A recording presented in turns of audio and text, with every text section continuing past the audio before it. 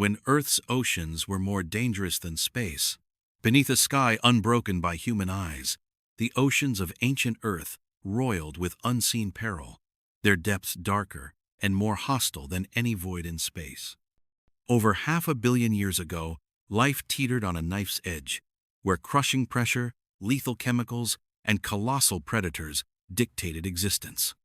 Waters that seemed placid concealed storms of heat, toxins, and microbial dominion, reshaping every ecosystem in moments. Survival demanded more than strength or speed. It required adaptation to a world that was both beautiful and merciless. Step into these primeval seas, where danger was infinite, and the rules of life itself were being rewritten. Crushing infinity. When ocean pressure exceeded biological limits, the first plunge into the abyss revealed a world dominated by forces invisible to the senses, but absolute in their authority.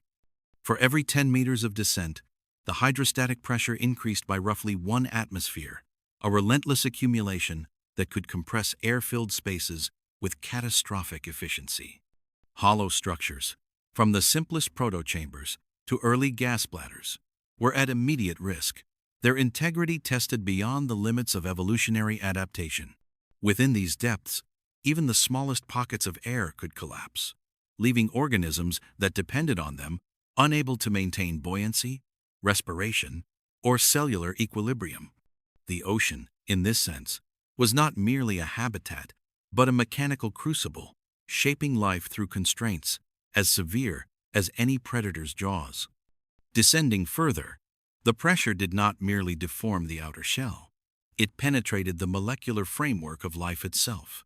Proteins, the intricate chains responsible for catalyzing every metabolic process, could unravel under compression, their tertiary and quaternary structures denatured by the sheer weight of water pressing in from all directions.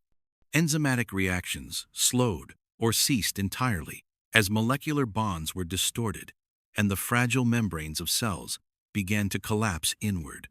In an environment where pressure increased by millions of pascals within a few hundred meters, the margin for survival was microscopic, and the slightest structural imperfection could determine life or instant destruction. The seafloor presented its own geometric challenges, with trenches and canyons sculpted by tectonic activity forming vertical chasms that plunged kilometers beneath the waves. Mariana-type depressions extended to depths where pressures exceeded 100 megapascals, and within these natural funnels, no organism could survive without specialized adaptations. Even the densest chitin or calcium carbonate armor offered only partial resistance, and at these extremes, internal cavities had to be minimized or reinforced to prevent implosion. The physical environment demanded a redesign of life at every scale. Cellular membranes became flexible but incompressible. Cytoskeletal elements evolved tensile strength far beyond what shallow water organisms required, and metabolic processes were rewired to function under constant compression. Water itself became an agent of transformation, its density and viscosity subtly shifting as pressure rose. At the deepest reaches, molecules packed more tightly, affecting diffusion rates and altering the kinetics of chemical reactions vital to survival. The dissolved gases within cellular fluids were forced into solution, reducing oxygen availability and creating microenvironments where respiration became a bottleneck. Adaptations emerged not as options but as necessities. Lipid bilayers with higher unsaturated fatty acid content maintained fluidity, while proteins evolved conformational rigidity, resisting the collapsing force that would render other biomolecules inert. The ocean at this scale was a laboratory of extremes, and its experiments were uncompromising. Some life forms developed remarkable structural ingenuity. Spherical or ellipsoidal shapes minimized surface area exposed to differential pressure, while internal vacuoles were reinforced with specialized proteins to prevent collapse. Even early gelatinous organisms displayed architectural sophistication, balancing the need for buoyancy with resistance to compression. Unlike shallow water creatures that relied on locomotion or escape, These pioneers endured an environment where any vertical displacement translated into potentially lethal stress. In this realm, size was no longer a guarantee of dominance. Rather, the ability to resist implosion determined ecological success. Thermal gradients compounded the danger, as pressure influenced heat transfer and the capacity of water to hold dissolved gases. In colder, denser layers, biochemical reactions slowed, requiring enzymatic adaptations that maintained efficiency despite both temperature and compression. The interplay of these physical variables imposed selective pressures that shaped metabolic pathways, leading to forms of extremophile physiology that integrated pressure, temperature, and oxygen limitation. Life could exist, but only as a finely tuned instrument, each molecule calibrated to function under the unforgiving embrace of the abyss. Even locomotion became a hazardous undertaking. Muscles and structural supports had to overcome not only drag, but the compressive load of thousands of meters of water. Appendages required materials capable of resisting deformation, and movement had to be efficient to conserve energy in an environment where oxygen supply was constrained. Predatory strategies were similarly constrained. High-speed pursuits could induce internal collapse if pressure differences caused fluid imbalances within the body. Every action, from feeding to evasion, was calculated against the omnipresent risk of structural failure. The chemical composition of the water further intensified the challenge. Salinity and ion concentrations affected osmotic balance, and at extreme pressures, solubility changed in ways that could precipitate cellular toxins or deplete essential ions. Adaptations emerged to regulate internal homeostasis with exquisite precision, buffering against the combined stresses of hydrostatic pressure, thermal variation, and solute imbalance. In these conditions, even minimal deviations in internal chemistry could trigger catastrophic protein denaturation, cell rupture, or metabolic collapse, emphasizing that survival depended as much on internal management as on physical toughness. Evidence of this extreme selection is found in the stratification of early deep-sea communities.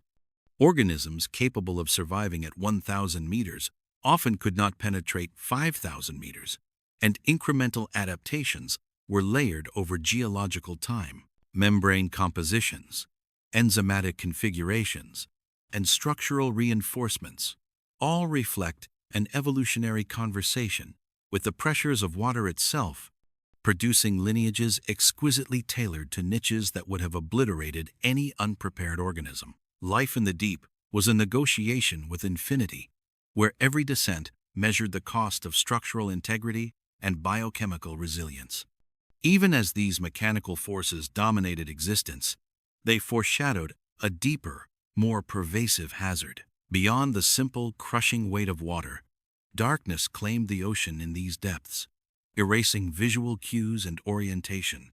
Pressure had sculpted life into forms capable of resisting collapse, but the absence of light removed the guidance that enabled predation, escape, and navigation, creating an environment where physical survival intersected with sensory deprivation.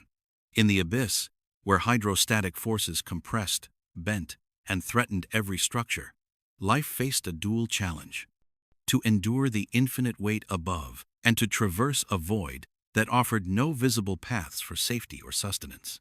Eternal darkness, oceans without light or orientation. Even as pressure molded the forms of deep-sea life, the absence of sunlight introduced a new, insidious constraint that challenged every sense, leaving organisms to navigate a realm where photons could not penetrate beyond a few hundred meters.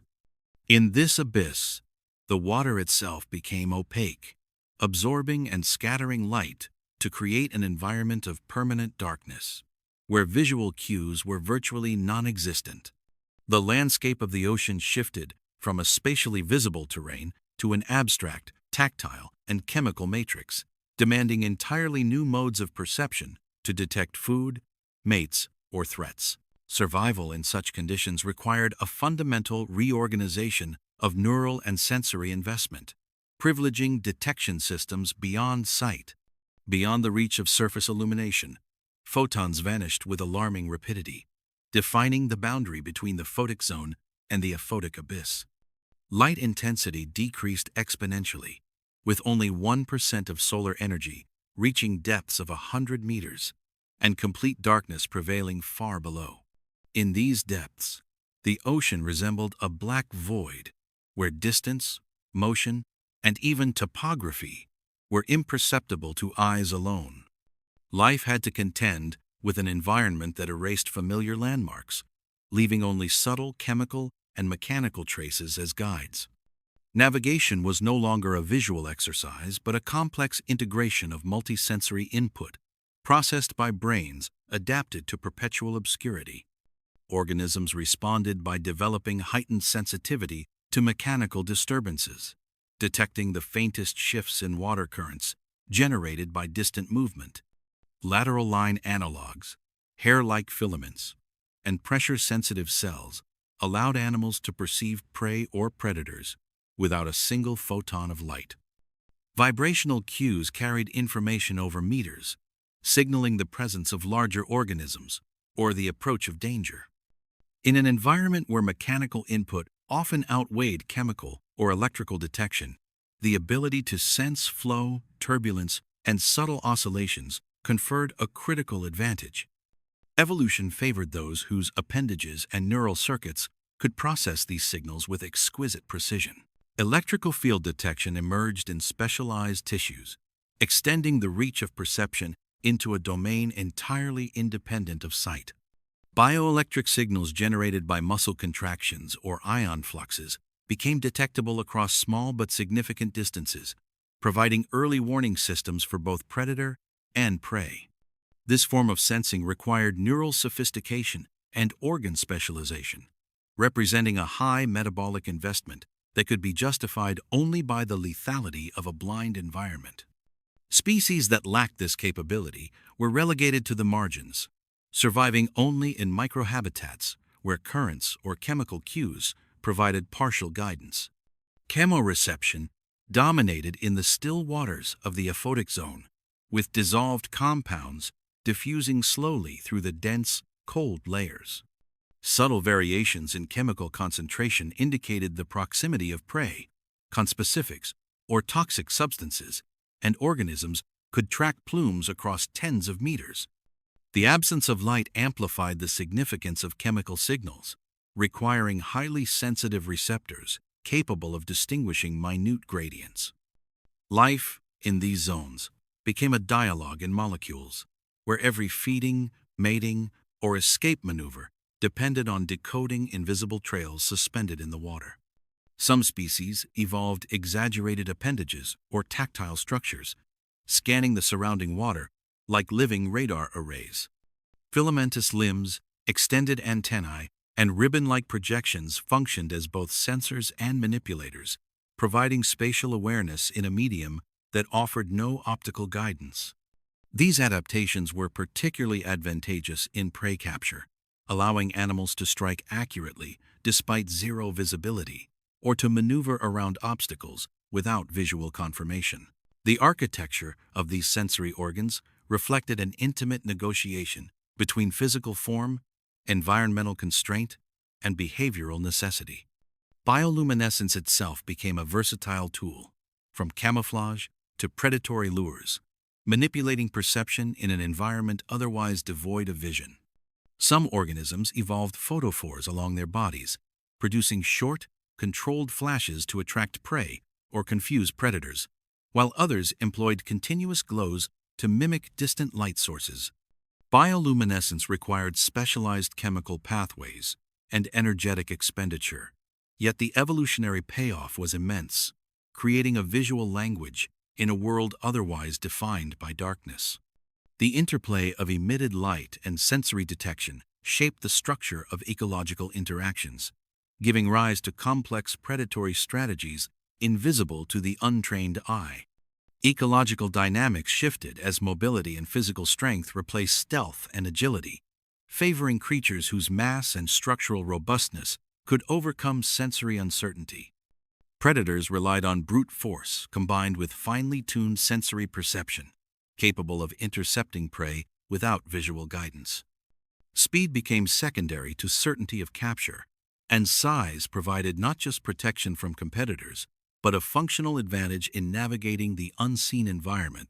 The selective pressures of darkness created an evolutionary corridor where physical dominance and sensory innovation were inseparable, each amplifying the other in a lethal dance of survival.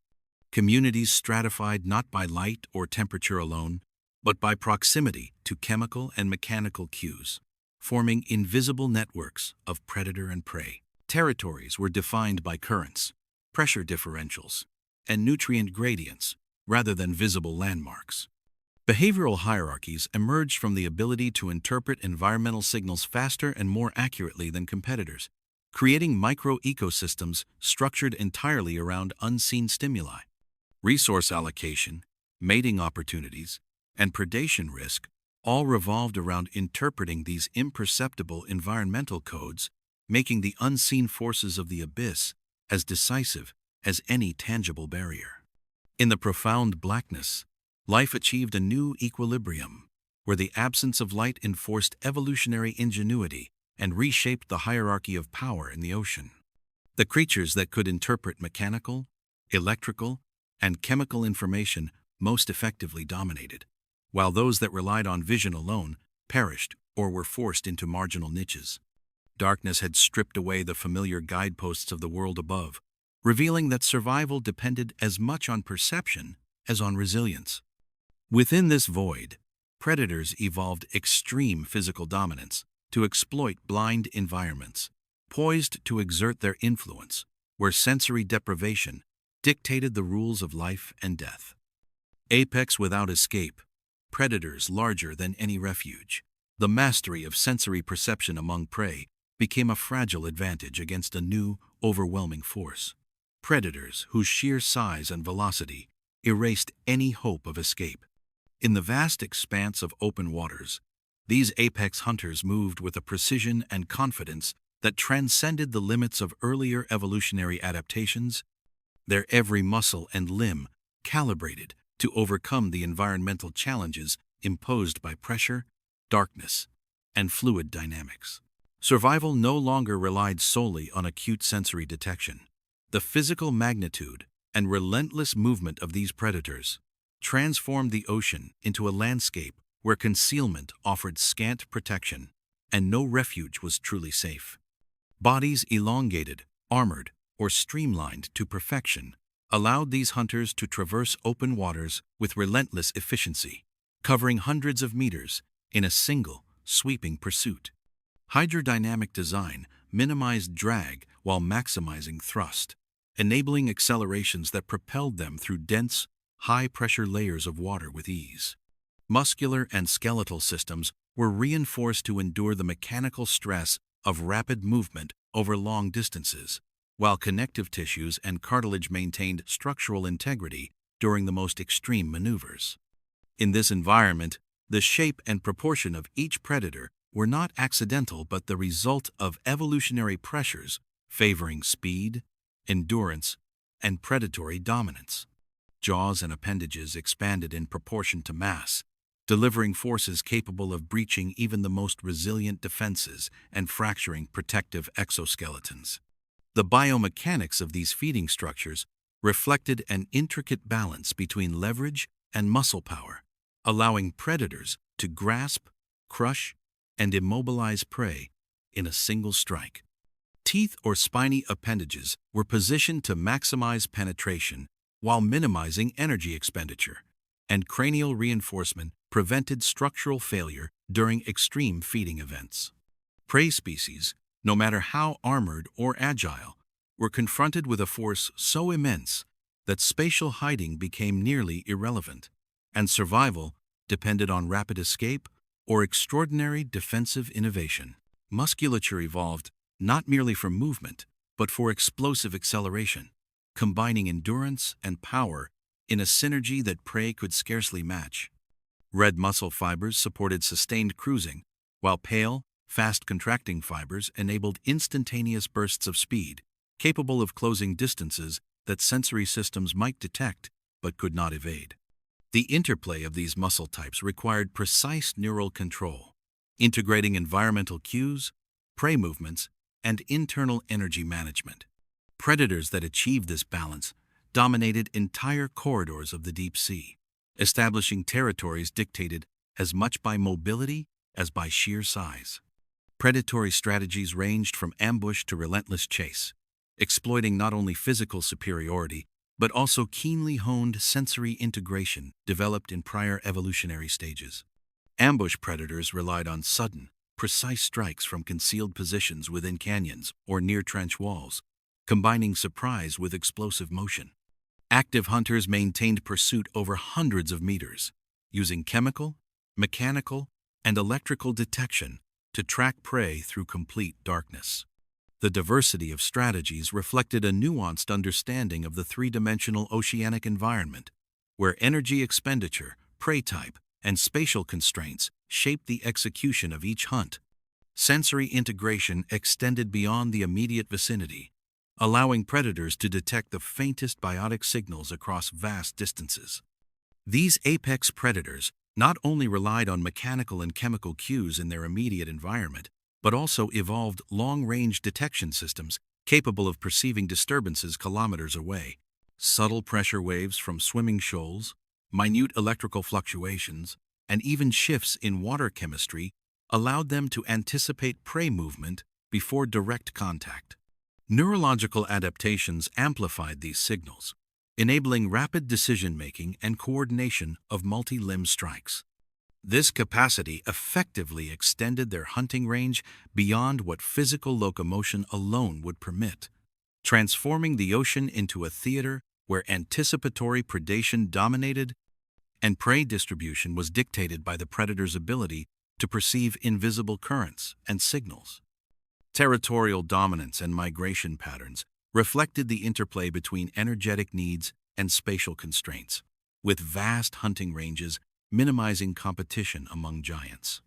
Predators patrolled corridors, connecting abyssal plains, canyon networks, and midwater zones, exploiting both vertical and horizontal gradients of prey density. Seasonal or episodic movement ensured access to nutrient-rich areas and prey aggregations, while spatial memory and sensory integration enabled precise navigation despite the absence of light. These patterns underscored that predation at this scale was not random, but orchestrated, a continuous negotiation between physiological capability and environmental opportunity. Armor and defensive adaptations among prey faced near obsolescence, as predators' size rendered spatial refuge nearly meaningless across the trench and canyon. Even dense exoskeletons or rigid dermal plates provided only temporary protection against strikes capable of fracturing mineralized structures. Prey species relied increasingly on behavioral adaptations, rapid directional changes, or aggregation strategies to dilute risk. Yet the ocean's openness limited these options. In a realm dominated by giants, refuge was a relative concept, measured not by hiding places, but by the predator's capacity to detect and overcome resistance. In these ecosystems, success depended on the coordination of neural, muscular, and skeletal systems at a scale unprecedented in marine life, producing organisms capable of reshaping local food webs with each movement. Predators influenced prey distribution, community composition, and nutrient cycling, their presence dictating the organization of entire ecological networks. The biomechanical sophistication required to dominate at this level reflected a convergence of evolutionary pressures: speed, strength, sensory integration, and energy efficiency, each trait amplified by the scale of their prey and the three-dimensional complexity of their habitat. Energetic demands at this scale required a revolutionary approach to metabolism and resource acquisition. Sustaining bodies that spanned multiple meters and mobilized enormous mass necessitated not only muscular power, but highly efficient oxygen and nutrient delivery systems. Cardiorespiratory adaptations included reinforced gill structures, enhanced blood oxygen affinity, and rapid circulation capable of supporting explosive bursts of motion. Digestive efficiency and nutrient absorption were equally critical, allowing predators to convert captured prey into energy with minimal delay.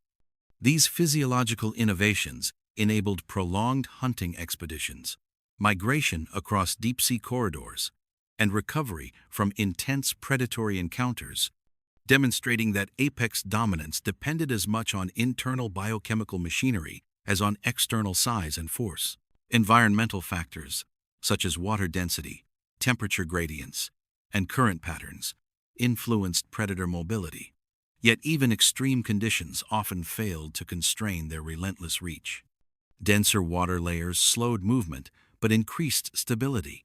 Thermal variations affected muscle contraction rates, and currents could either assist or resist motion, yet predators adapted to exploit these variables rather than succumb to them.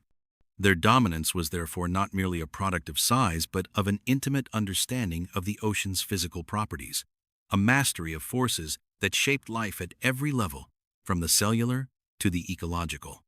Yet as dominance reached its zenith, the ocean's chemistry, its salinity, pH, and dissolved ion composition posed threats beyond physical might, reminding us that even these titans were subject to forces far larger than predatory power alone.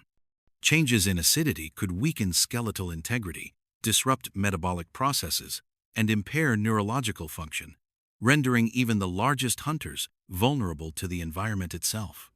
The very waters that had enabled their mobility and hunting efficiency could, through chemical transformation, eliminate their advantage in an instant, hinting at the catastrophic consequences to come and the fragile equilibrium upon which apex dominance ultimately depended. Acid collapse, oceans that dissolved skeletons. Even the titans of the deep found themselves at the mercy of an invisible but relentless force, the slow acidification of the oceans around them. Waters that had once supported colossal hunters and the intricate choreography of marine life began to transform into corrosive agents, chemically assaulting the very materials that formed shells, exoskeletons, and reef frameworks. This was not a sudden catastrophe but a gradual, unyielding process where the dissolution of calcium carbonate undermined structural integrity, leaving organisms exposed to both predation and environmental collapse. In the absence of mechanical refuge, chemical vulnerability emerged as an equal, if not greater, arbiter of survival. Carbon dioxide concentrations in seawater fluctuated over millennia, shifting the delicate balance of carbonate chemistry and driving pH downward.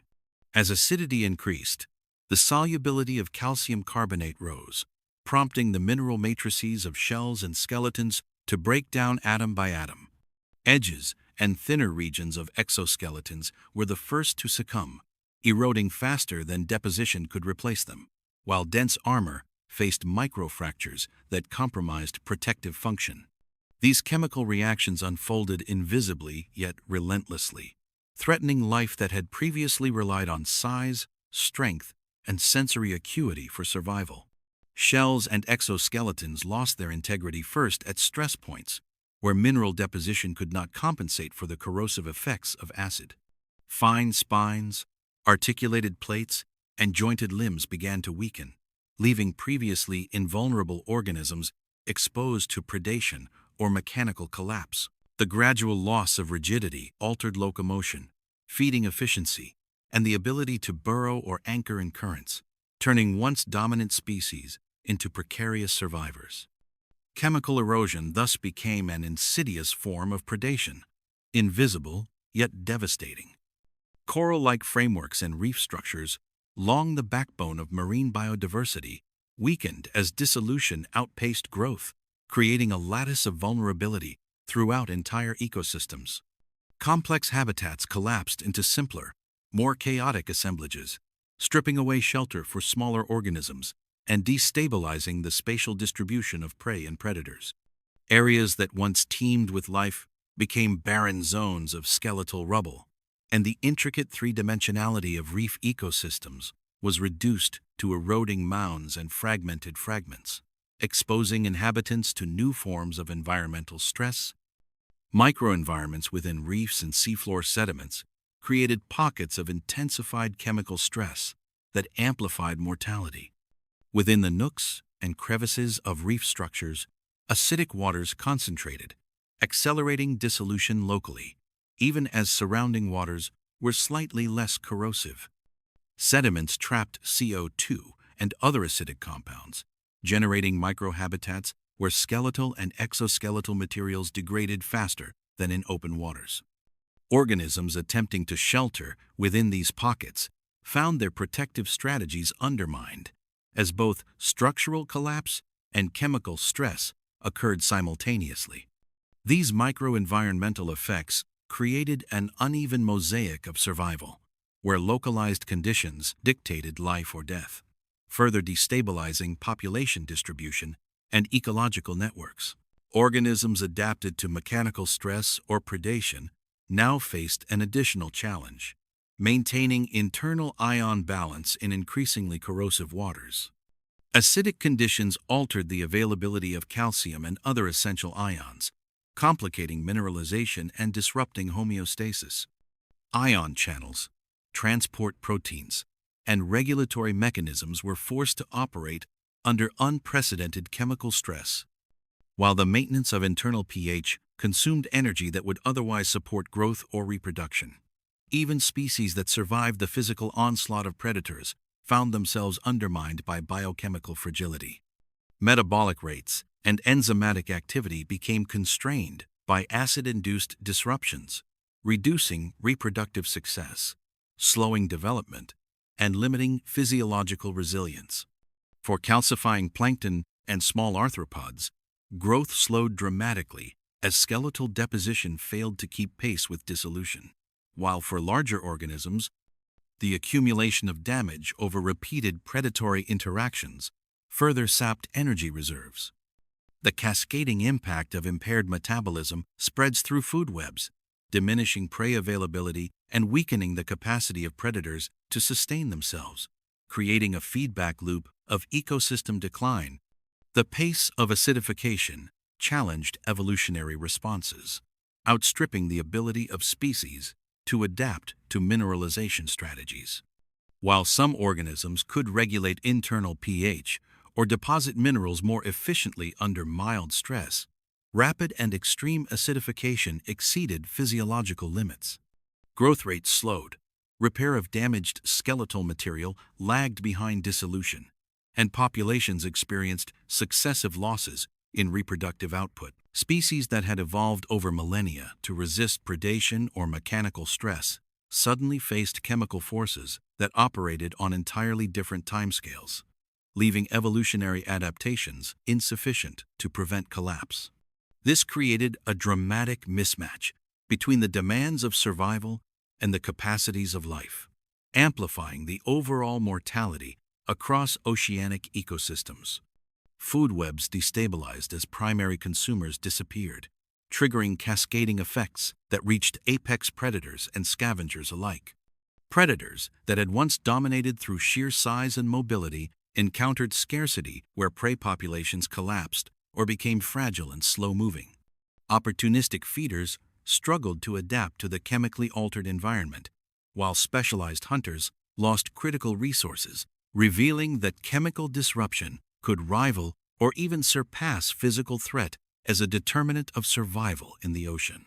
Sedimentary evidence reveals layers of carbonate loss, marking intervals of profound chemical transformation that reshaped entire seascapes. Geochemical records indicate repeated acidification events, reflected in declining calcium isotopes and thinning carbonate deposits across continental shelves and deep basins. These markers offer a precise timeline of environmental instability, highlighting the global extent of the phenomenon and the protracted periods during which marine ecosystems faced corrosive stress. The scale of chemical disruption was immense, affecting the entire architecture of life, from microstructures to ecosystem networks. Regional variations in ocean chemistry amplified vulnerability, with shallow basins, restricted seas, and poorly mixed waters experiencing the most dramatic dissolution events. localized acidification, accelerated skeletal breakdown, and habitat loss, concentrating stress on populations already constrained by spatial or nutrient limitations. These hotspots became early indicators of broader ecological collapse, where the combination of chemical, mechanical, and biological pressures created zones of acute mortality, foreshadowing larger-scale crises across the global ocean. By undermining the physical scaffolding of the ocean, acidity set the stage for further environmental extremes, hinting that temperature stress would soon compound these already lethal conditions. As skeletal and reef frameworks crumbled, heat-sensitive metabolic processes and oxygen availability would face additional pressure, amplifying mortality across diverse species. The very chemistry that dissolved shells also primed the ocean for thermal crises, demonstrating that the ocean's hazards were not isolated but cascading, linked, and inexorably escalating toward a future where life would be challenged on multiple fronts simultaneously. Thermal seas, water too hot to sustain complex life. As ocean chemistry destabilized and skeletal frameworks crumbled, rising temperatures imposed relentless stress on life, already weakened by acidification. Waters that had once provided stability and nourishment became oppressive, straining every cellular process from respiration to reproduction. Metabolic rates accelerated as organisms attempted to compensate for elevated heat, yet energy reserves were quickly depleted in the struggle to maintain homeostasis. Even creatures adapted to survive under high predation and chemical stress were challenged by the invisible, insidious reach of thermal extremes. Survival was no longer a matter of size or resilience. It depended on the precise physiological tolerance few species possessed. Oxygen solubility declined sharply as waters warmed, producing hypoxic zones that could appear suddenly and expand across vast regions. Aerobic organisms contend with limited oxygen, impairing muscle function, circulation, and neural activity. Predators, requiring high energy intake, struggled to maintain locomotion while prey became increasingly weak. In this invisible trap, suffocation and exhaustion often outpaced predation, demonstrating that the ocean's heat acted as a silent killer even before the first bite. Metabolic processes accelerated under heat, forcing organisms to consume energy at unsustainable rates. Enzymatic reactions and protein folding became unstable, ion channels malfunctioned, and cellular respiration became inefficient. Larger predators faced catastrophic energy deficits, while smaller organisms depleted their reserves in futile attempts to survive. Elevated metabolism paradoxically increased vulnerability. The very effort to cope with heat left organisms more exposed to its lethal effects. Reproductive cycles faltered dramatically, gamete viability declined, embryonic development slowed or halted, and larval mortality soared. Heat-sensitive life stages became population bottlenecks, eroding continuity across multiple taxa. Even species that survived adult heat stress faced generational collapse, revealing that temperature extremes could determine survival across both immediate and long-term scales. As ocean temperatures climbed, chemical feedbacks compounded biological stress in ways not immediately visible. Warmer waters accelerated decomposition, releasing CO2 and further reducing dissolved oxygen. Shifts in mineral solubility destabilized calcium and magnesium balance, critical to skeletal and exoskeletal integrity. Even heat-tolerant organisms became vulnerable to subtle chemical changes, demonstrating that thermal stress was magnified by linked chemical crises, producing cascading mortality and ecosystem instability. Within these thermal seas, localized microclimates formed pockets of survivable conditions, yet they often acted as traps rather than refuges. Upwelling currents brought cooler, nutrient-rich water intermittently, creating temporary havens, while adjacent regions reached lethally high temperatures. Species forced into these refuges faced intense competition for limited space and resources, amplifying predation risk and density-dependent mortality. Vertical gradients of temperature created bottlenecks that concentrated life into narrow, perilous corridors, showing that survival often depended on precise spatial navigation rather than physiological endurance alone. Thermal stratification intensified, separating warm surface layers from cooler, denser waters below. Vertical migration became perilous, as species trapped within narrow, tolerable bands experienced heightened predation, crowding, and resource scarcity. The disruption of nutrient upwelling reduced food availability, leaving organisms increasingly malnourished. Ocean layers that once allowed free vertical movement now impose strict limits, fragmenting habitats and forcing life into increasingly precarious zones. Rising temperatures altered the very currents that circulated nutrients and oxygen throughout the ocean, creating vast areas where food became scarce and waste products accumulated. Warm surface layers expanded and stabilized, inhibiting vertical mixing that normally replenished deeper waters with oxygen and essential minerals. As a result, plankton and other primary producers struggled to access nutrients, reducing overall productivity and starving higher trophic levels. These disruptions in circulation compounded the physiological and ecological stress already imposed by heat, forcing entire populations to migrate or face local extinction, and setting the stage for further catastrophic consequences on the seafloor. Faced with lethal thermal gradients, organisms employed desperate behavioral strategies, from migration to aggregation or isolation. Sessile species trapped in thermal hotspots often succumbed rapidly, while mobile predators attempted to exploit heat-stressed prey. The reshaping of predator-prey dynamics was unpredictable. Some predators abandoned hunting in lethal zones, while others concentrated on weakened prey, temporarily benefiting from thermal stress. Survival became not only physiological but also spatially dependent, with heat dictating where life could persist. Elevated temperatures pushed organisms toward physiological tipping points where even minor fluctuations became fatal.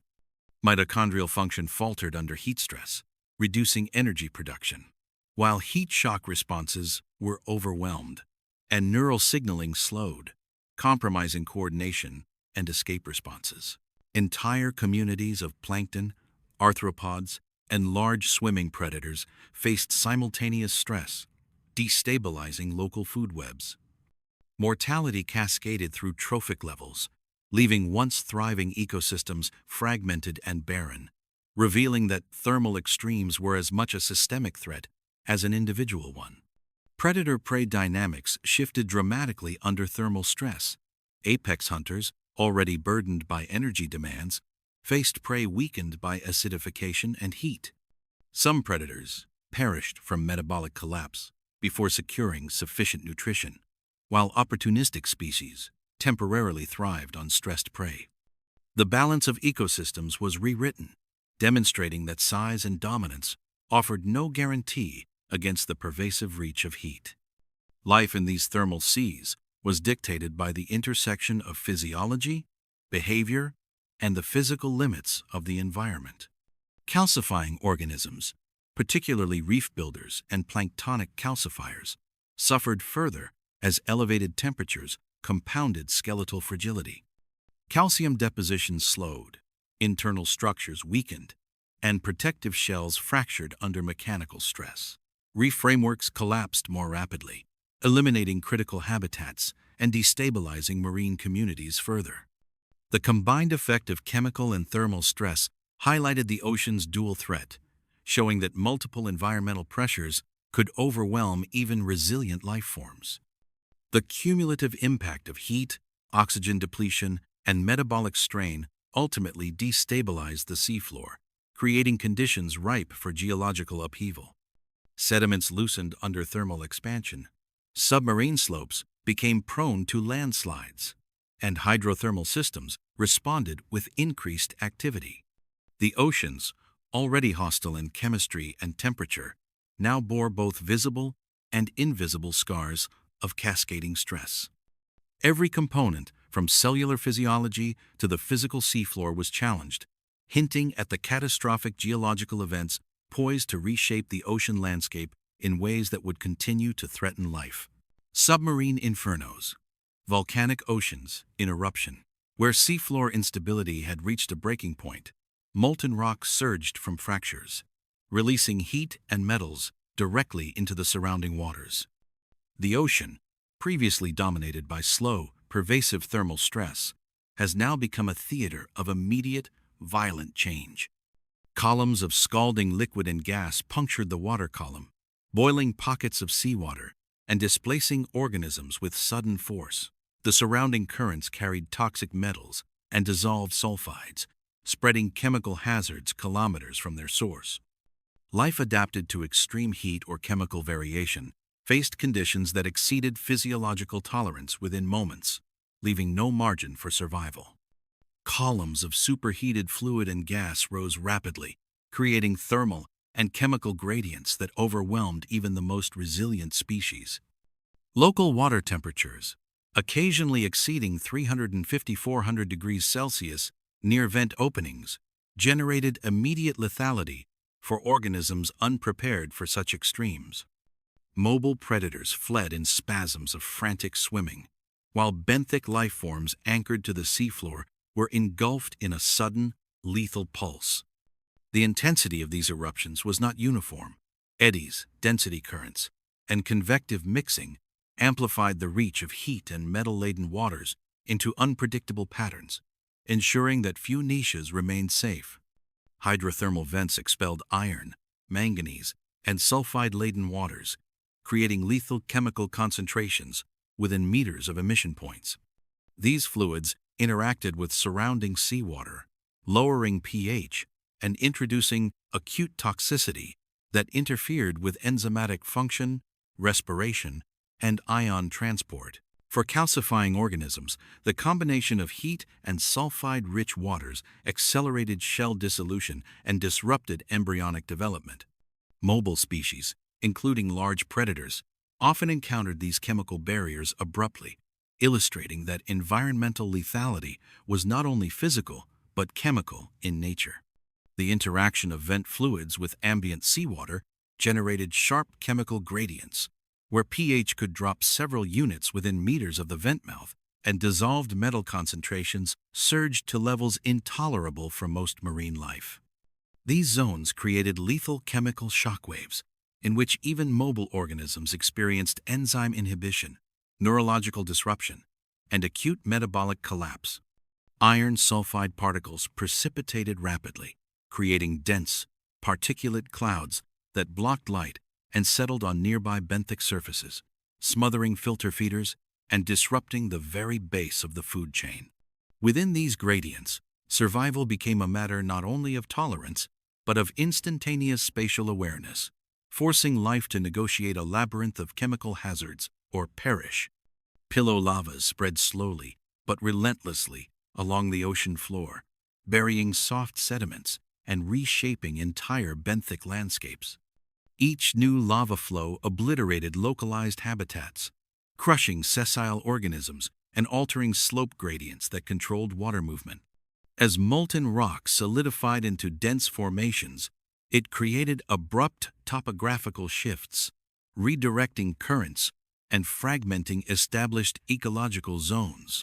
Even resilient species that could tolerate elevated temperatures found themselves trapped between inhospitable surfaces and toxic plumes, forced to navigate a labyrinth of newly formed obstacles.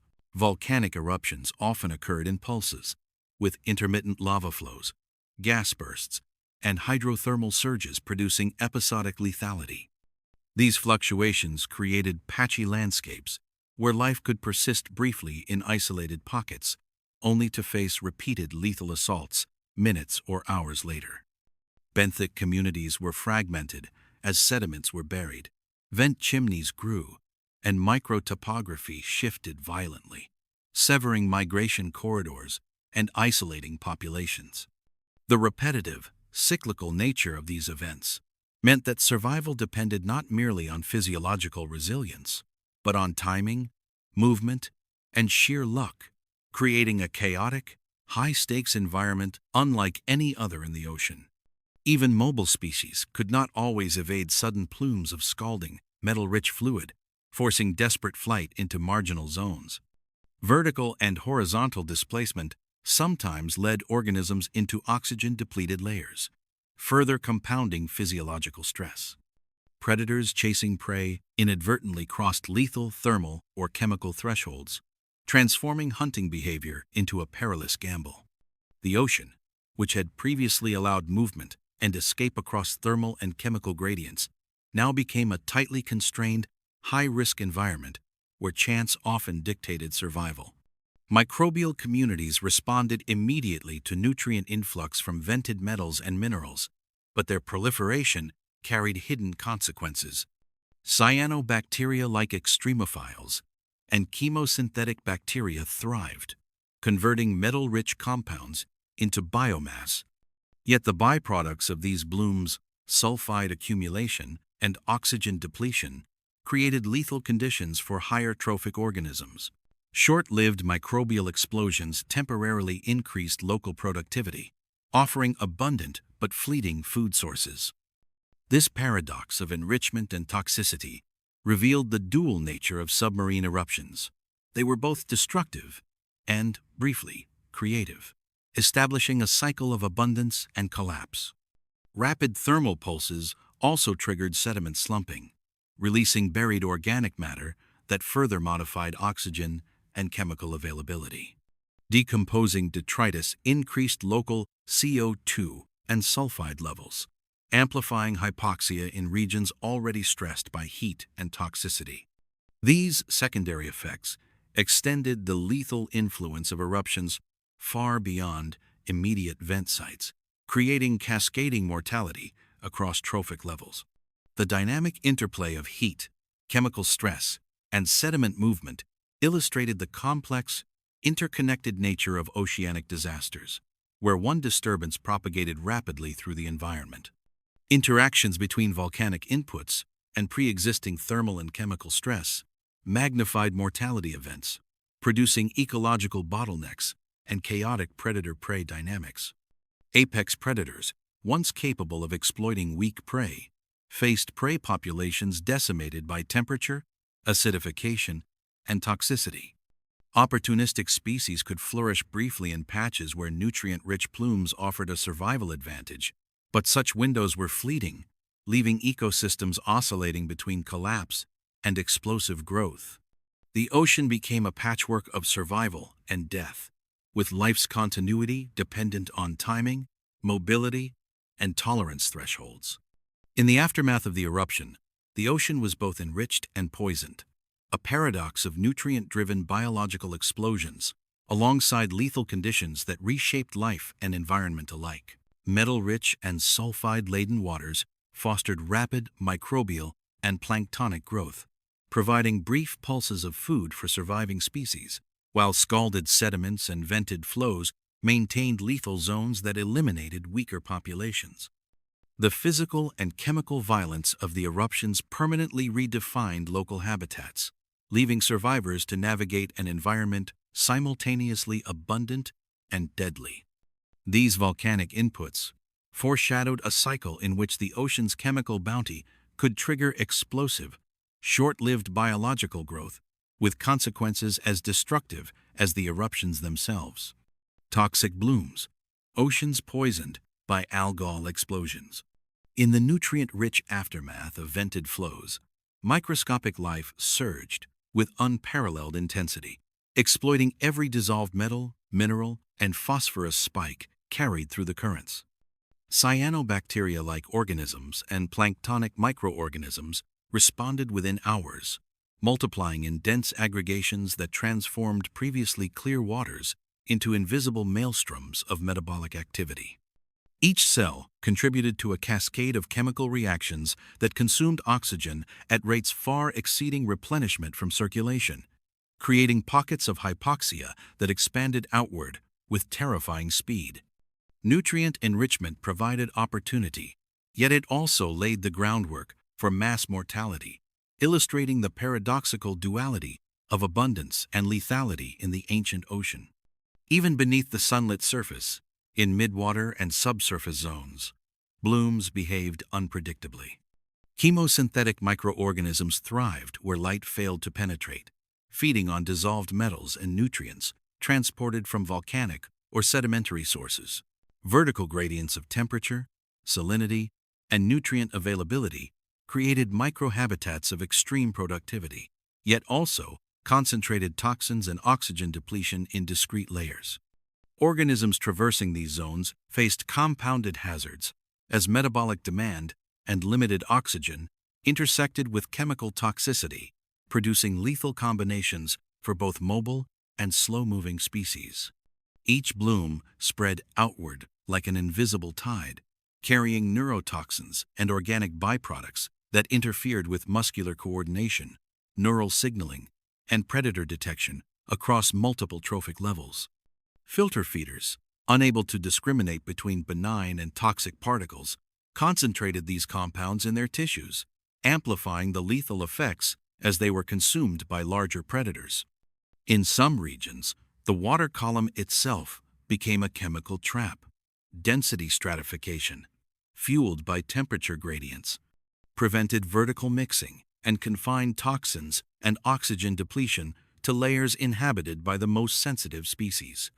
The ocean, already a hazardous arena of heat and metal stress, now became a theater of chemical peril, where survival required extraordinary physiological resilience and fortuitous positioning.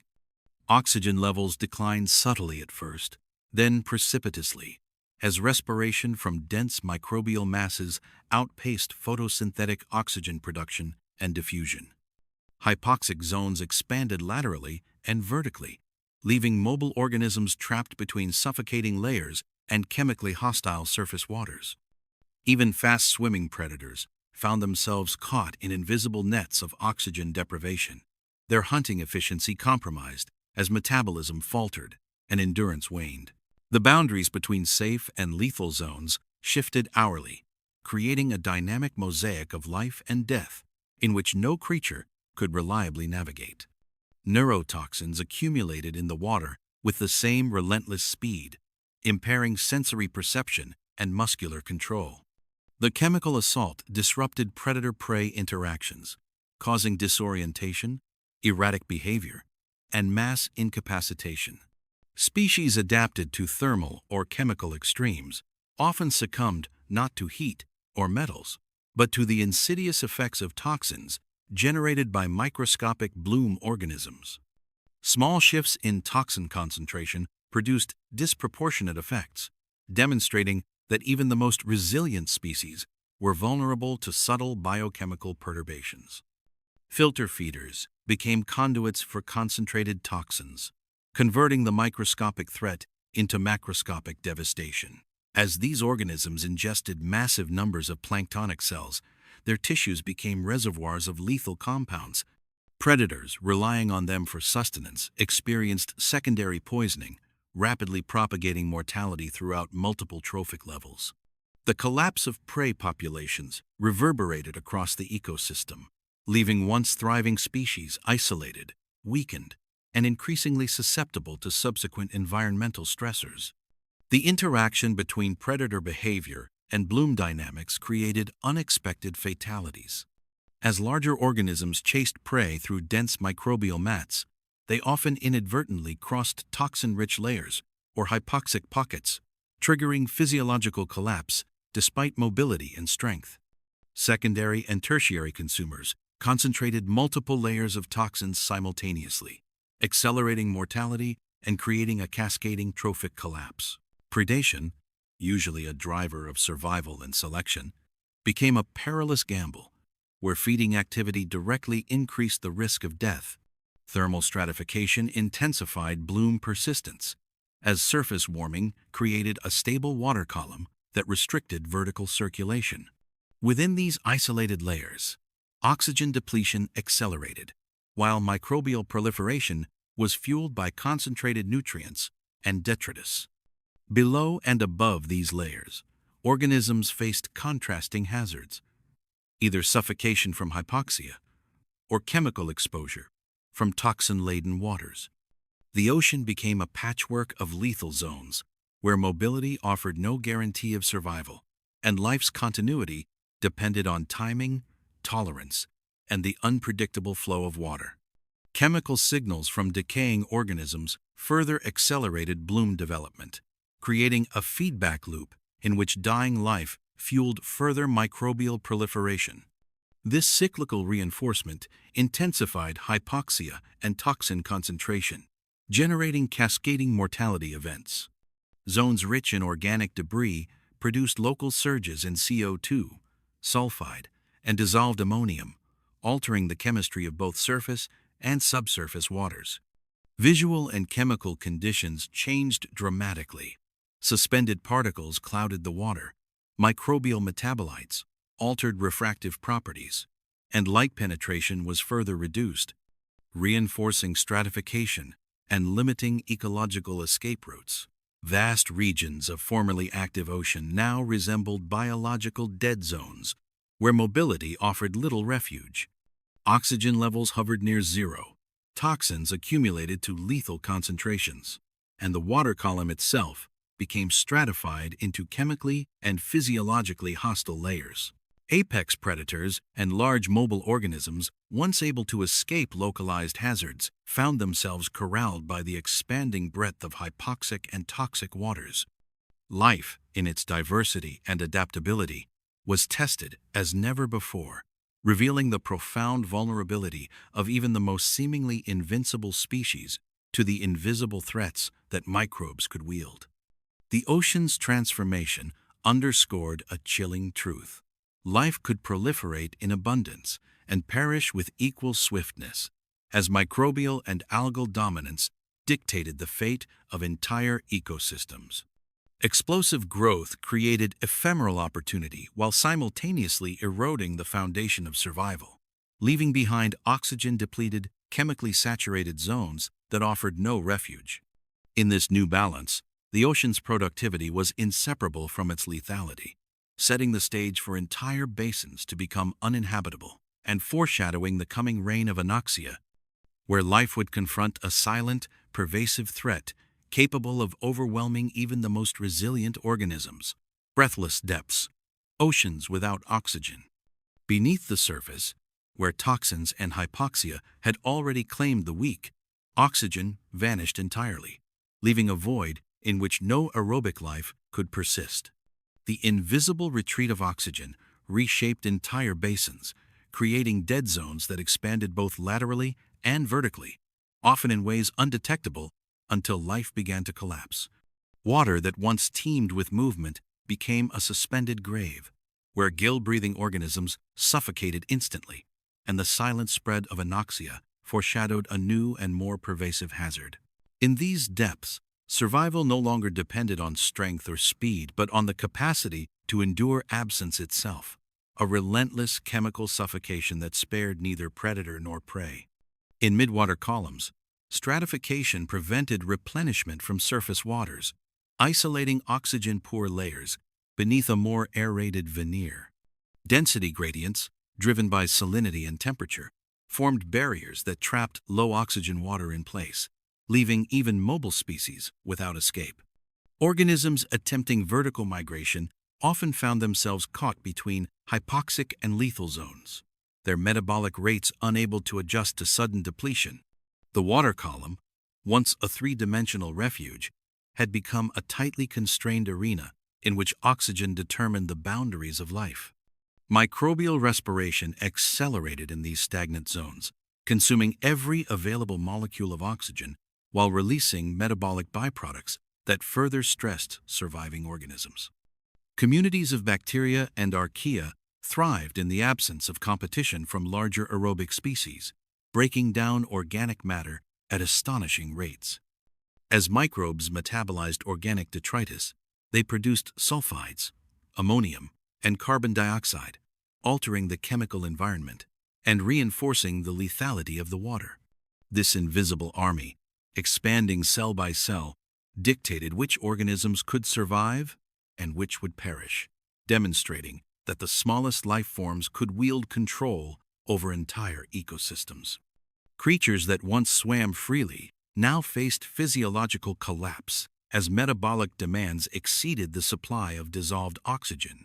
Gills, efficient in normal conditions, became ineffective conduits, failing to extract sufficient oxygen from the water. Cardiac and neural functions slowed and faltered. Muscles cramped, and sensory systems failed, leaving animals unable to flee, feed, or reproduce. The rapidity of collapse varied with size, activity, and tolerance, but no aerobic organism could indefinitely resist the suffocating chemical environment. Even the largest predators, capable of long-distance hunting, were reduced to motionless casualties in the depths. Anoxic waters created profound challenges for reproduction and early development, wiping out entire generations before individuals could reach maturity. Eggs, embryos, and larval stages demanded even modest oxygen levels to develop, and their failure cascaded into sudden population collapses. Species that might have survived short-term exposure nonetheless faced extinction as reproductive cycles were interrupted, food webs destabilized, and intergenerational continuity was severed. The ocean's emptiness was thus not only immediate but generational, reinforcing the silent, relentless power of oxygen deprivation. Sediment-bound nutrients fueled microbial blooms, creating a feedback loop that expanded anoxia both laterally and vertically across the basin. Decomposing organic material released nitrogen and phosphorus compounds, which in turn accelerated microbial growth, consuming still more oxygen and producing further chemical byproducts. In shallow basins and deeper troughs alike, this self-reinforcing cycle ensured that once anoxia began, it intensified rapidly and spread unpredictably. Regions once abundant in life became toxic deserts, where only the simplest, most tolerant microorganisms could persist. Even large, mobile predators could not escape the invisible boundaries of suffocation, their endurance curtailed by rapidly declining oxygen levels. As hypoxic fronts advanced, schooling fish, cephalopods, and large nectonic animals found themselves corralled into ever smaller volumes of habitable water. Competition for oxygen became immediate and deadly, and exhaustion set in within minutes to hours. Mobility, previously a primary survival strategy, lost its value against a chemical barrier that no speed could overcome. In certain microscale chemical microenvironments, isolated pockets of water retained minimal oxygen for brief periods, providing temporary refuge for small organisms. These ephemeral oases, however, were rapidly consumed as microbes metabolized residual oxygen, creating traps that lured organisms into sudden death. The patchwork of survivable zones made navigation treacherous, as life could not reliably detect or access these fleeting refuges, reinforcing the pervasive dominance of microbial-driven anoxia. Chemical and thermal gradients compounded the danger, creating lethal microenvironments where pH, sulfide, and temperature combined to stress every living cell. Shallow layers might retain sufficient oxygen but become chemically hostile due to rising hydrogen sulfide, while deeper layers were cold yet devoid of breathable oxygen. Organisms that traversed these gradients faced cumulative stressors, metabolic failure in one layer, toxicity in another, and disorientation as chemical cues were disrupted. Survival required navigating a labyrinth of invisible threats, where no single adaptation guaranteed safety. The anoxic waters carried chemical signals as deadly as oxygen's absence, with accumulating metabolites, disrupting behavioral and physiological responses. Microbial byproducts, such as hydrogen sulfide and ammonia, interfered with chemoreception in surviving organisms, preventing them from detecting prey, predators, or mates. The buildup of these compounds also altered ion gradients in nervous and muscular systems, causing spasms, disorientation, and impaired swimming coordination. In combination with low oxygen, these chemical stressors created a multidimensional hazard where even species physiologically capable of tolerating hypoxia were rendered vulnerable. Sensory deprivation, compounded by toxic feedback loops, meant that survival depended not just on endurance, but on navigating an increasingly chaotic and chemically hostile environment. Geographical variation dictated the spread and severity of anoxic waters, as continental shelves, deep basins, and restricted seas experienced different rates of oxygen depletion. Shallow continental margins, influenced by seasonal nutrient pulses and stratification, could experience near-total hypoxia for months, while isolated deep basins became permanently anoxic over centuries. The variability of these environments underscored that anoxia was both pervasive and uneven, shaping the evolutionary pressures and ecological outcomes across the ancient oceans. Ultimately, entire ecosystems were rendered silent, with only microbes thriving unchecked, foreshadowing a new order in which the smallest organisms dictated the fate of the largest.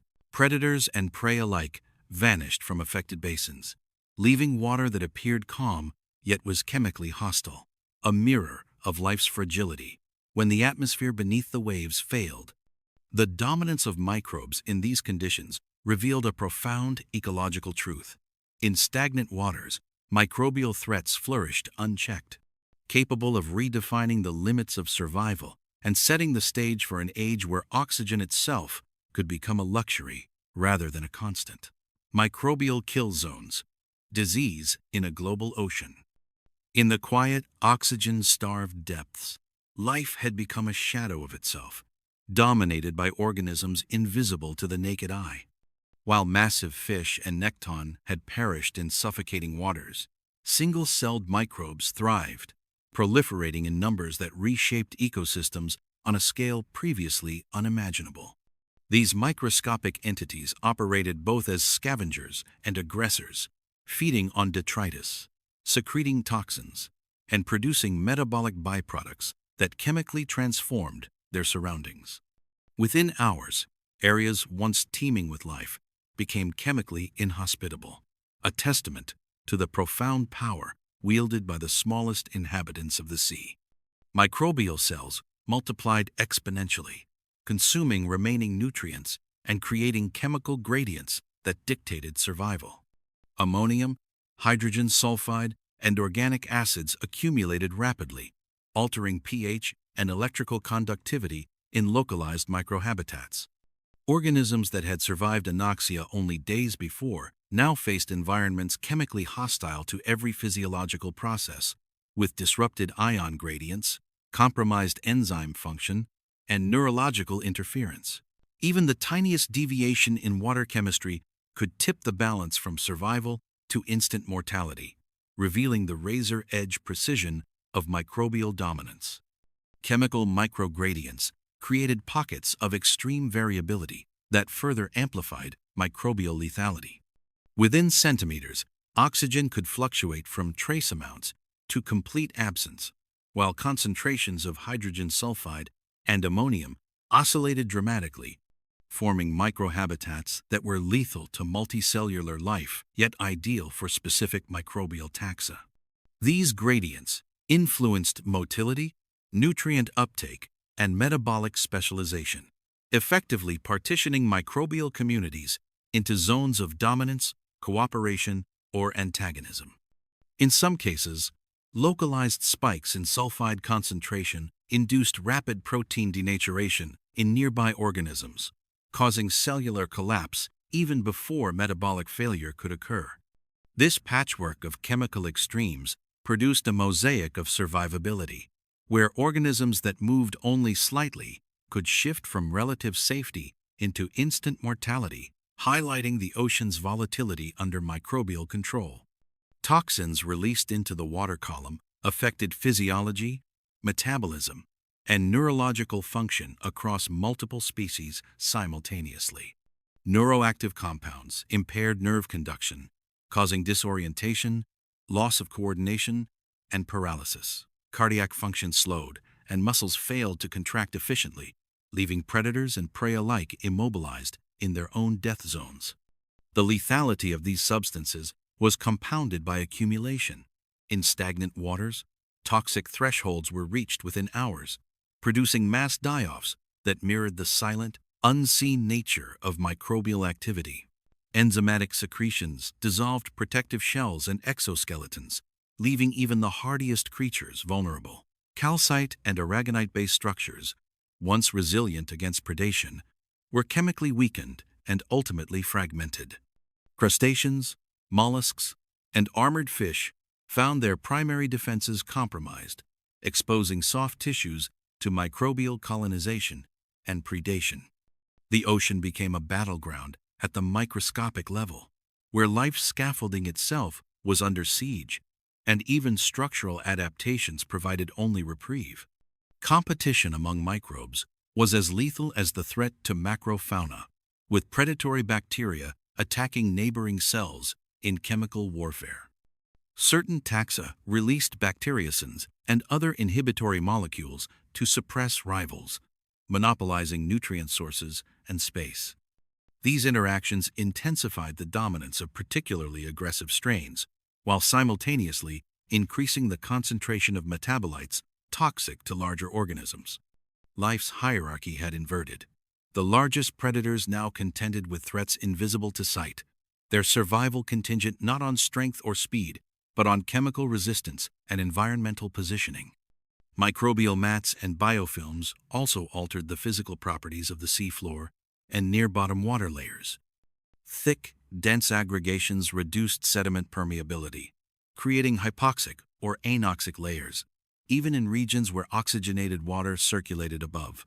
These biofilms trapped nutrients, concentrated toxins, and modified local pH, establishing feedback loops that intensified the lethality of microbial activity. Additionally, the structural viscosity of these mats could impede small nectonic organisms, effectively immobilizing them within chemical kill zones. In combination with fluctuating chemical gradients, these physical alterations amplified mortality, demonstrating that microbial influence extended beyond biochemistry into mechanical and spatial dimensions, reshaping entire seafloor habitats and forcing life to navigate a three-dimensional landscape of compounded hazards. Localized outbreaks created patterns of mortality that spanned hundreds of meters, forming lethal patches across the seafloor. Microbial fronts expanded unpredictably, shaped by currents, temperature, and nutrient availability, leaving swaths of the ocean biologically silent. In some basins, clusters of dead or paralyzed organisms became islands of decaying matter, fueling further microbial activity in a vicious feedback loop. The spatial complexity of these zones meant that survival was never guaranteed, even for species capable of limited tolerance, as the ocean itself became an agent of selective pressure. The smallest fluctuations in water chemistry amplified microbial efficiency, turning minor environmental shifts into catastrophic events. Seasonal nutrient influxes, thermal layering, and freshwater input could all trigger explosive microbial growth, rapidly converting previously survivable water into a lethal matrix. Oxygen, already scarce, was consumed almost instantaneously, while sulfide, ammonium, and acidic compounds surged. Life that had adapted to hypoxia suddenly confronted a multifactorial chemical crisis, where each variable magnified the next, revealing the interconnectedness of microbial action and environmental instability. Reproductive cycles were truncated or entirely disrupted, as gametes and embryos succumbed to microbial toxins before development could proceed. Larval stages, particularly sensitive to chemical stress, experienced near-total mortality, decimating population renewal. Species that survived adult mortality often faced extinction in subsequent generations, as the microbial matrix reshaped the potential for life across time. Fertility itself became a casualty of the microbial age, highlighting that the ocean's threat extended beyond the immediate and into the generational continuity of marine ecosystems. Over time, these microbial zones reshaped predator-prey dynamics, eliminating species that could not withstand chemical or pathogenic pressure. Opportunistic organisms capable of tolerating toxins proliferated, while apex predators previously dominant found themselves unable to detect, capture, or compete effectively. The invisible hand of microbial influence dictated which organisms could persist, and the ocean's structure shifted accordingly. Biological hierarchies became dictated less by size or mobility, and more by chemical resistance, sensory adaptation, and life history flexibility, reflecting a profound evolutionary recalibration driven by unseen microbial forces. While life persisted in isolated pockets, the dominance of microbial forces demonstrated that biological control could operate silently, unseen, yet universally pervasive. Entire basins became quasi-dead zones, their water chemically hostile, yet appearing placid to a casual observer. In these conditions, the boundaries of life were defined not by geography or size, but by cellular resilience and biochemical compatibility. While microbes killed silently, physical ocean motion introduced violent danger, hinting that the next wave of catastrophic threat would combine the invisibility of microbial power with the overwhelming force of moving water, setting the stage for yet another layer of oceanic peril. Moving death, currents that dragged life to extinction. As invisible microbial dominion receded in the shadow of motion, the ocean revealed a new force, currents capable of dictating survival. These unseen rivers of water, moving with relentless precision, transported life into environments where physiological tolerance could not be maintained. Even creatures that had adapted to hypoxic conditions found themselves displaced into lethal depths, carried by forces indifferent to size, strength, or behavioral strategy. Horizontal flows swept organisms across hundreds of meters in minutes, redistributing prey and predator alike, while vertical surges dragged them into zones where oxygen levels, temperature, and pressure became instantly fatal. The ocean's mechanical energy emerged as an arbiter of life and death, complementing the chemical and microbial threats that had previously dominated the depths. Deep-sea upwellings transported water from abyssal plains to mid-depth zones, carrying with them chemical and thermal hazards lethal to unwary organisms. These upwellings were not gentle movements but violent, turbulent events capable of introducing oxygen-depleted, sulfide-laden, or superheated water into layers populated by species adapted to narrow environmental ranges. Plankton, larvae, and even adult nekton experienced rapid shifts in buoyancy and density as the water column changed around them. Nutrient-rich waters paradoxically enhanced microbial growth, while simultaneously creating pockets of lethal chemical concentration, meaning that movement itself became a vector of mortality. As species were forcibly introduced into hostile chemical landscapes, organisms caught in rapid horizontal flows faced disorientation, collisions, and forced migrations into regions beyond their metabolic or respiratory capacity. Small fish and crustaceans tumbled in swirling currents, unable to maintain stable trajectories, while larger predators expended tremendous energy merely resisting displacement. The constant struggle against the force of moving water resulted in exhaustion, injury, and increased susceptibility to secondary threats, such as microbial toxins or predation. Even the most capable swimmers were subject to this indiscriminate conveyor belt, revealing the ocean's ability to challenge life through sheer kinetic power rather than direct chemical or biological attack. Vertical currents dragged nekton and plankton into hypoxic or anoxic strata, removing their capacity to escape or locate resources. Species that had survived microbial die-offs now confronted oxygen-starved waters, where cellular respiration could not be maintained. Cardiac function slowed, gill efficiency dropped precipitously, and metabolic pathways became unstable. For the smallest organisms, diffusion of oxygen was insufficient at the depths where currents deposited them, while for larger animals, the combination of hypoxia, pressure, and thermal stress proved immediately lethal. Survival became a lottery, dictated by whether an individual remained within the tolerable column or was swept into an environmental trap. Turbulent vortices amplified physical stress, causing injury and energy depletion even among species previously adapted to strong swimming. Bodies were compressed against sharp substrates, fins torn by sudden velocity changes, and sensory organs battered by turbulence. These mechanical assaults, when coupled with chemical stressors, transformed the ocean into a force capable of killing at multiple levels simultaneously. Even the most resilient species experienced cumulative damage, revealing that adaptation alone could not guarantee persistence when movement itself became a primary threat. Water temperature gradients transported species into thermal traps, where metabolic processes became inefficient or lethal. Cooler or warmer layers, rapidly introduced through upwelling or eddy formation, disrupted enzyme function, oxygen delivery, and nervous system activity. Animals accustomed to narrow thermal ranges faced rapid thermal shock, while organisms at the limits of heat tolerance experienced protein denaturation and circulatory collapse. Currents did not merely redistribute life, they forced species into environments that undermined every physiological adaptation, demonstrating how dynamic movement could compound the ocean's previously static chemical threats. Sediment-laden currents smothered benthic habitats, combining mechanical stress with chemical destabilization of microhabitats.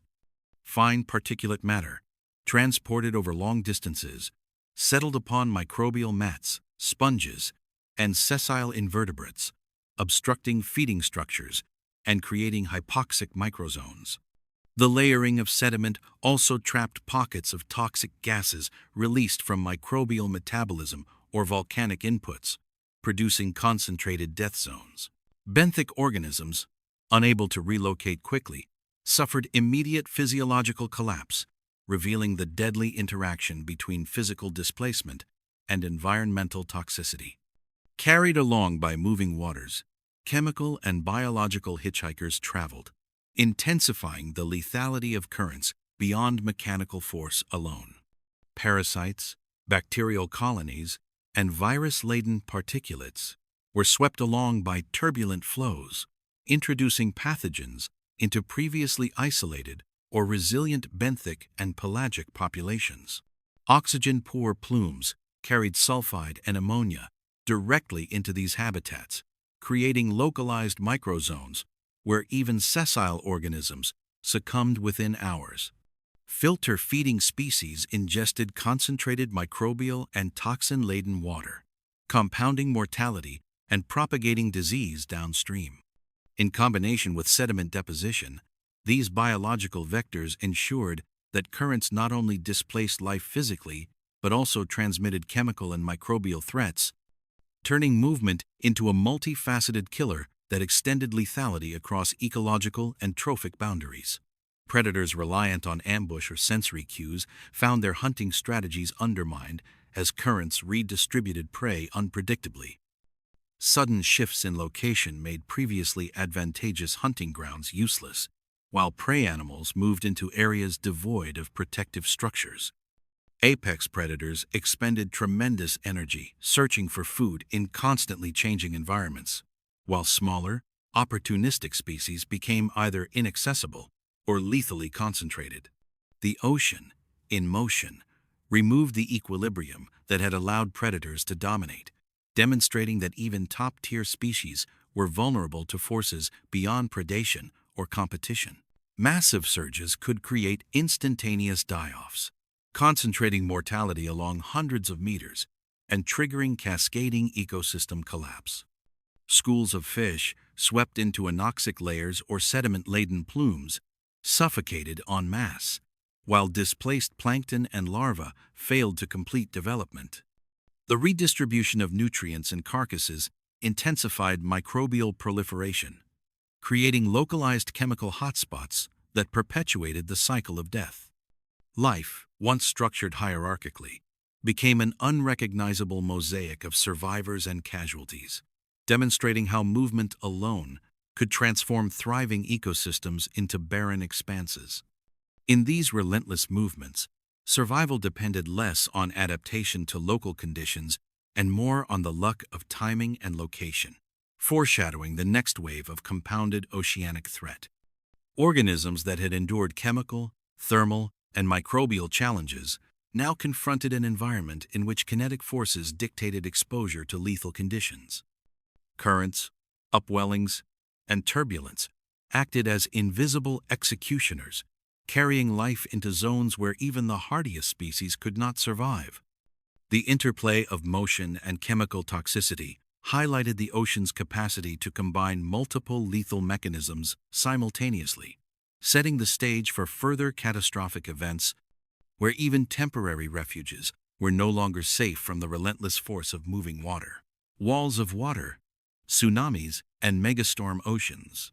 Though colossal waves surged, entire coastal landscapes vanished beneath walls of water, leaving only chaos in their wake.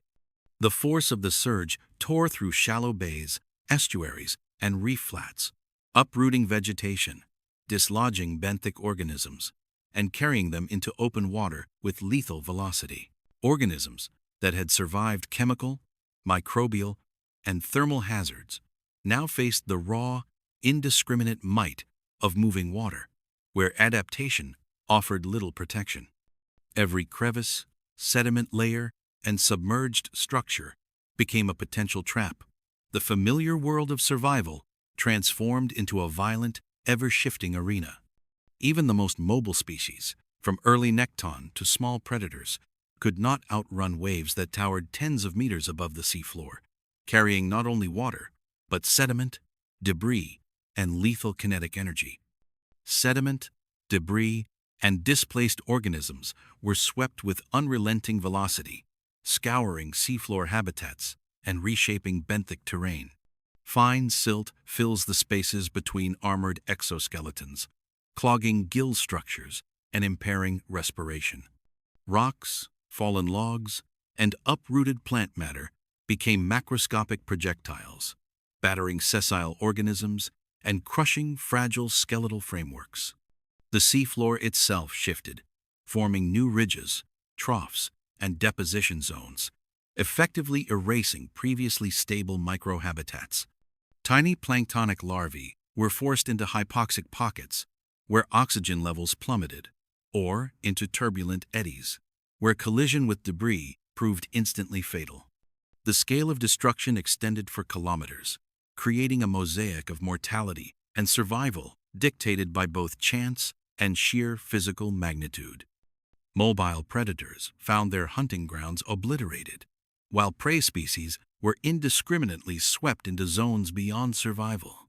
Sharks, large nekton, and fast-swimming predators could maintain speed, yet even they were occasionally caught in high-velocity flows that carried them into hypoxic depths or thermal traps. Smaller prey were dragged into currents that overrode any behavioral avoidance strategies, leaving survival dependent on immediate positioning rather than evolutionary advantage. Predation itself became secondary to the force of water. Hunting strategies were rendered meaningless when every organism could be moved into lethal conditions in seconds. The ocean's hierarchy, once governed by speed, agility, and sensory acuity, temporarily dissolved under the dominance of kinetic energy. The sheer volume of water created pressure anomalies, collapsing soft-bodied organisms and destabilizing even armored species. Soft-bodied invertebrates were flattened, internal organs crushed by sudden shifts in hydrostatic pressure, and protective carapaces of crustaceans fractured under stress. Even fish, with reinforced swim bladders, faced barometric shock when waves and turbulence forced rapid depth changes. Mortality was instantaneous for those caught in zones of extreme flow, and sublethal injuries often rendered survivors incapable of feeding or evading subsequent hazards. The ocean, previously hostile through chemistry or microbes, now wielded the brute force of physics as a selective agent. Rapid upwelling brought deep, oxygen-depleted water to the surface, compounding the physiological stress on stranded populations. Water displaced from abyssal zones carried high concentrations of dissolved carbon dioxide and sulfide, creating chemically hostile conditions in areas that had been temporarily oxygenated. Organisms already weakened by turbulence faced an immediate biochemical challenge.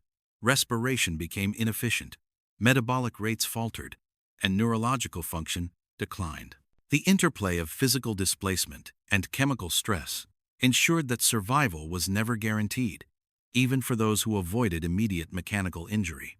Salt, sulfide, and other chemical constituents were redistributed, forming transient but lethal microzones across affected regions.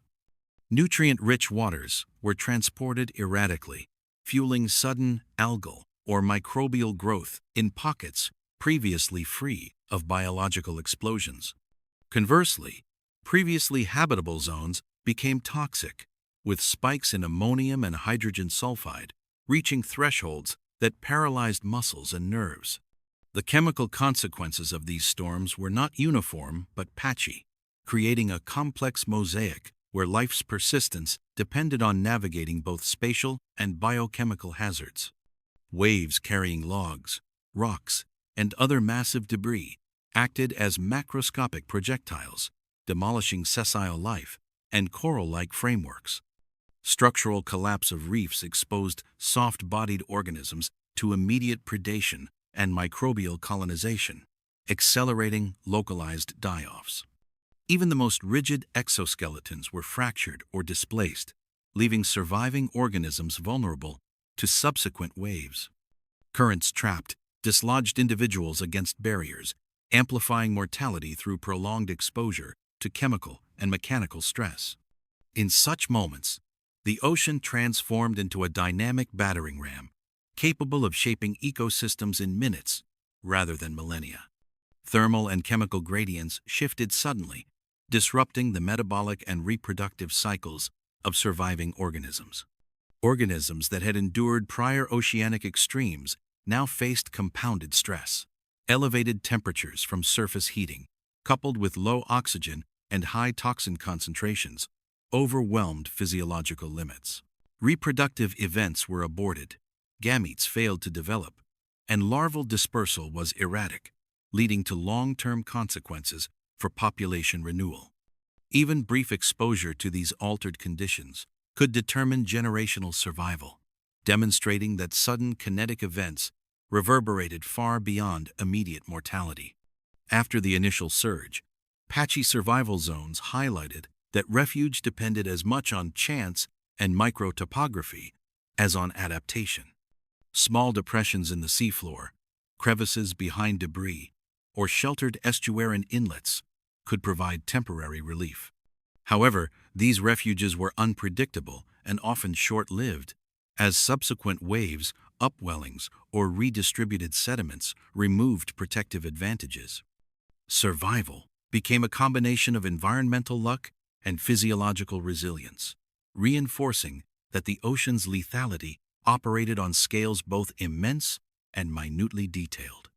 Even when the water finally stilled, the post-storm chemical composition ensured that survival remained precarious, setting the stage for the next cascade of oceanic peril. Nutrient redistribution created microbial hotspots, while pockets of hypoxia lingered in troughs and behind sediment barriers. Survivors faced a chemically transformed seascape, where immediate danger had passed, but long-term threats persisted invisibly. The ocean's violence had duality: instant kinetic destruction followed by lingering biochemical hazards, revealing that life had not yet escaped the shadow of catastrophe. Amid these powerful surges, the ocean's capacity to combine physical, chemical, and biological threats became apparent, a precursor to the complex interplay of forces that would continue to shape marine ecosystems. While some species endured, the majority succumbed to the dual onslaught of moving water and altered chemistry, illustrating that the boundaries of survival were as much about positioning in space as about adaptation in time. Even when calm returned, the ocean's chemistry could still kill instantly, ensuring that the consequences of tsunamis and megastorms reverberated far beyond the minutes of physical upheaval, setting the stage for yet another layer of catastrophic challenge. Poisoned seas. Hydrogen sulfide waters, lethal on contact. Within the turmoil of turbulent seas, The waters themselves had become the executioner, saturated with invisible, lethal chemicals. Where tsunamis and storms had reshaped coastlines, hydrogen sulfide pervaded the water column, leaving organisms that survived physical upheaval suddenly facing a chemical nemesis far more insidious. Aerobic respiration became impossible almost instantly, as sulfide interfered with mitochondrial function, preventing oxygen from binding to hemoglobin and rapidly shutting down metabolism. Even the hardiest predators found themselves immobilized, convulsing as neural signals failed, muscle contractions ceased, and survival became a question of molecular tolerance rather than agility or size. In these silent waters, death arrived not in waves or crashes but in dissolved compounds, invisible yet absolute. Hydrogen sulfide concentrations rose to levels lethal across wide spatial expanses, particularly where stagnant currents and thermoclines prevented mixing.